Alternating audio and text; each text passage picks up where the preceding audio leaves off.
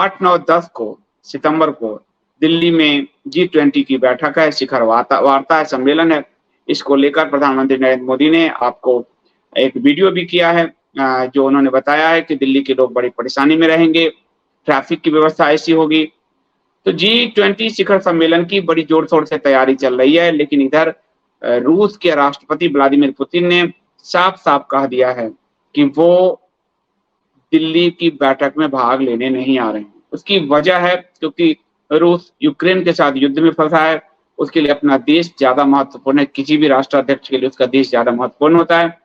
तो इसलिए रूसी राष्ट्रपति पुतिन की जगह उनके विदेश मंत्री सर्गेई लावरोव रूस का प्रतिनिधित्व करेंगे। और आपको ध्यान होगा कि जो अभी ब्रिक्स का सम्मेलन हुआ है उसमें भी पुतिन प्रत्यक्ष रूप से शामिल नहीं हुए, उन्होंने वीडियो कॉन्फ्रेंसिंग के जरिए ब्रिक्स के सम्मेलन को संबोधित किया था।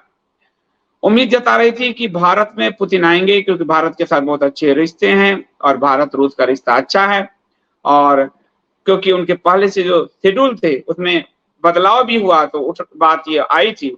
लेकिन उन्होंने भारत आने से एक तरह से क्रेमलिन ने, उनकी जो ऑफिशियल बयान है रूस का, उसने ये मना कर दिया। और क्रेमलिन के प्रवक्ता दिमित्री पेस्कोव ने कहा कि राष्ट्रपति पुतिन का कार्यक्रम बहुत व्यस्त है, उनका मुख्य ध्यान यूक्रेन में विशेष सैन्य अभियान पे है। तो स्वाभाविक है जब राष्ट्र युद्ध में फंसा हो तो बाकी बातें नहीं हो सकती, और इसलिए राष्ट्रपति पुतिन जो है अपने देश के प्रति अपनी कर्तव्य निष्ठा को लेकर सजग हैं। और रूस एक तरह से नाटो से, अमेरिका से अकेला जूझ रहा है और उनको पटकनी भी दे रहा है, तो वो यूक्रेन के विशेष सैन्य अभियान पर उनका ध्यान है। इसलिए अभी कोई भी सीधी यात्रा उनके एजेंडे में नहीं है कि वो सीधी यात्रा करें। उन्होंने कहा, दिमित्री पेस्कोव ने, कि रूसी राष्ट्रपति ने ब्रिक्स सम्मेलन के लिए दक्षिण अफ्रीका की यात्रा भी नहीं की थी। पुतिन अभी भी वर्चुअली ही भाग ले सकते हैं क्योंकि मॉस्को ने अभी ये निर्णय लिया है कि अभी कहीं भी उनकी यात्रा नहीं होगी, क्योंकि अमेरिका आदि जो नाटो देश है वो एक शत्रुता भी करता है और रूस के राष्ट्रपति पे वो दूसरी तरह के अटैक भी करवा सकता है। इसलिए रूस के राष्ट्रपति का सुरक्षित होना जरूरी है। और आप जानते हो पुतिन के कमजोर होते ही ये जो नाटो और अमेरिका है वो रूस को दबोचने के लिए दौड़ेगा। यूक्रेन की आड़ में ये अमेरिका युद्ध लड़ रहा है, ये सब जानते हो। तो किसी भी राष्ट्र के राष्ट्राध्यक्ष की सुरक्षा बहुत महत्वपूर्ण है और अमेरिका जो है कुछ भी करवा सकता है। और इसलिए मेरा भी मानना यही है कि रूसी राष्ट्रपति अभी अपने रूस में ही रहें, ज्यादा बेहतर है, क्योंकि कहीं भी भारत में आ रहे हैं और भारत में कुछ हो जाए तो भारत की बदनामी हो सकती है। जैसे हमारे, आपको जानते हैं, सेकेंड हमारे प्रधानमंत्री लाल बहादुर शास्त्री की कैसे हत्या हुई, और उस हत्या में भी CIA कहाँ आया था, मत भूलिए।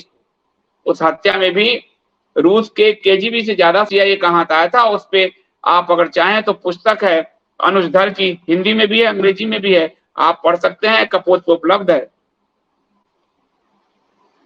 कि लाल बहादुर शास्त्री को किसने मारा। तो अमेरिका बहुत ही घातक है और इसलिए मॉस्को ने कहा है कि हमने कोई निर्णय नहीं लिया है बाहर अभी जाने का, इसलिए हम बाहर की यात्रा राष्ट्रपति की नहीं होगी।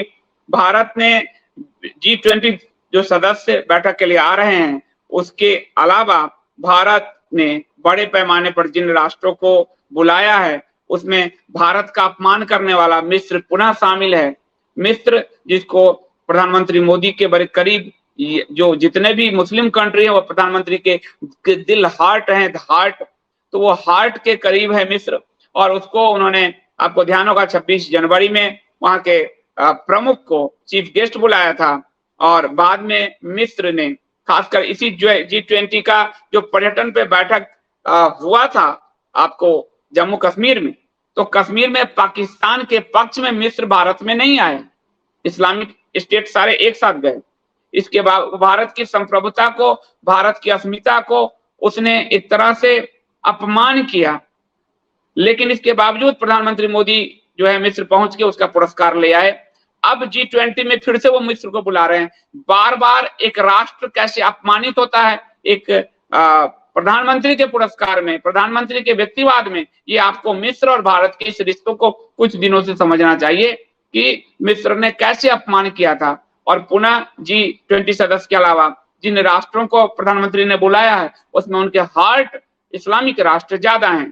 बांग्लादेश, मिस्र, आप नाइजीरिया, ओमान, संयुक्त अरब अमीरात, ये जो है, इसके अलावा मॉरिशस है, नीदरलैंड है, स्पेन है और सिंगापुर है।